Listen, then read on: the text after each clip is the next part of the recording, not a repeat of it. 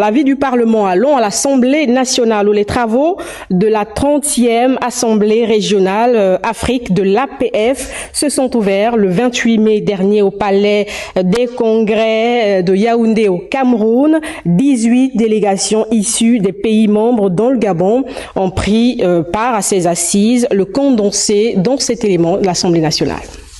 Les travaux de la 30e Assemblée régionale Afrique de l'APF, l'Assemblée parlementaire francophone, se sont articulés autour d'un débat général.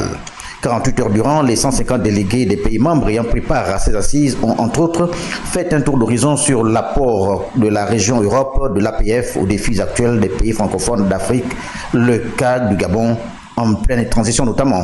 Dans les jours qui ont suivi le coup de force du 30 août, j'étais présent à Libreville pour comprendre l'événement et établir contact avec les nouvelles autorités.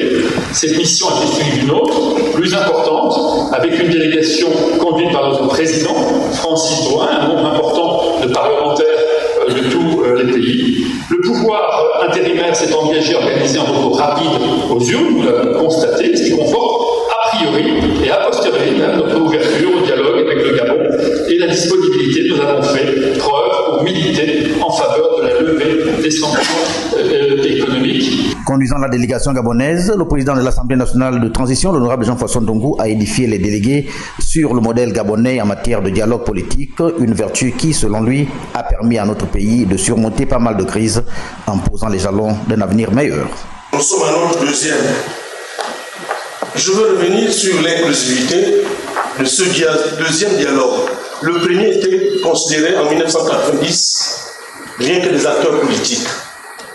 Et là, nous avons pris la société civile, les confessions religieuses, les confessions professionnelles, mais toujours est-il qu'il y a certains qui pensent que ça a été un choix particulier des organisateurs. Je suis d'avis que le dialogue est un instrument essentiel dans la vie politique, mais encore, il faut que nous puissions rendre pérennes les conclusions du dialogue. Le point sur le fonctionnement de la région Afrique de l'APF a quant à lui donné lieu à une motion de solidarité en faveur de la délégation gabonaise soutenue du reste à la majorité absolue des délégués.